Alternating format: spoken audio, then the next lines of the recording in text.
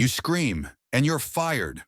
His voice was low and venomous, his fingers curling into her collar as he shoved her against the cold bathroom wall. Emily froze, heart pounding so loud it echoed in her ears. Her hands trembled near her sides, palms open in surrender. I just came to get towel, she whispered, the panic crawling up her throat like smoke. Please, let go.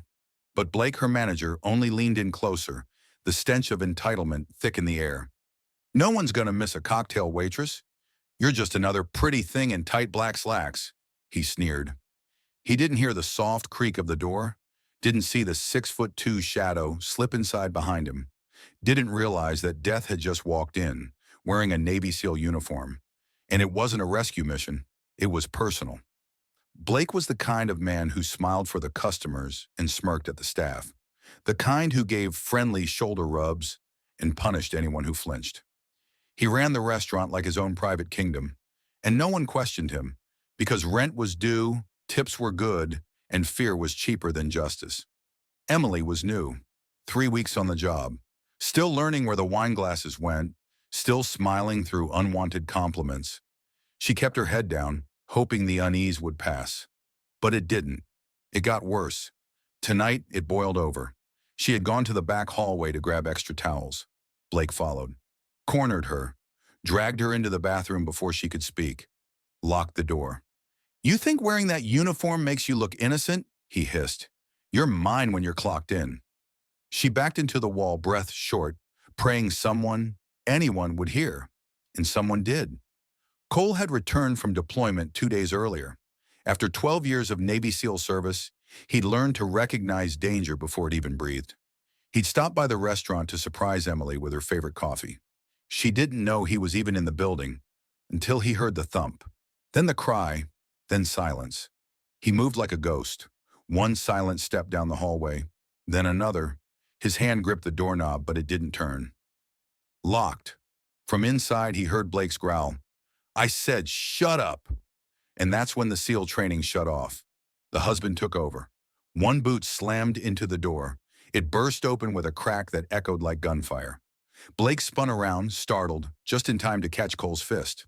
A brutal arc of justice that smashed into his jaw and sent him crashing into the sink. Emily gasped, falling to the floor, dazed. Blake coughed blood, crawling back like a rat cornered in daylight. Who the hell are you? He yelled, shaking. Cole didn't speak. He stepped forward, calm, deadly. I'm the man who trained to eliminate people like you, he said quietly. In the dark, from half a mile away, without ever being seen. Blake laughed, but only for a second. Then he saw Cole's eyes, and something ancient and cold stared back. Not rage, not even hatred. Just the quiet, calculated calm of someone who had already decided how this ends.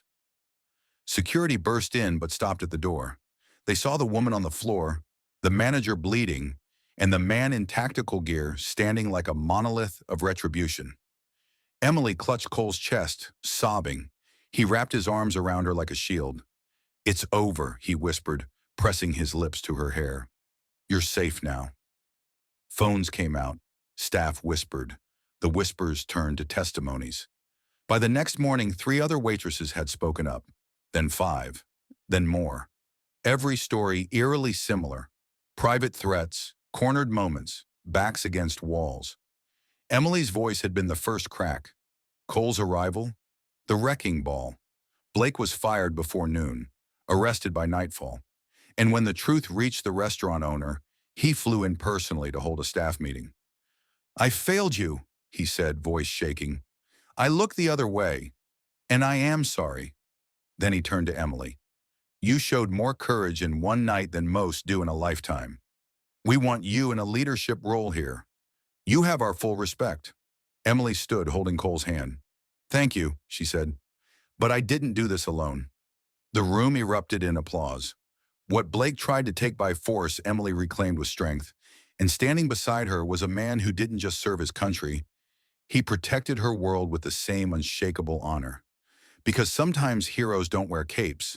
Sometimes they wear body armor and just happen to be married to the woman you should never, ever mess with. Evil only thrives in silence, But when truth finds a voice, and that voice is protected by love and courage, darkness doesn't stand a chance. Before we wrap up, tell us in the comments where you're watching from. If this story moved you, hit that like button, share your thoughts, and subscribe to be part of this growing community of dreamers and doers. Your next life-changing story might be just one click away.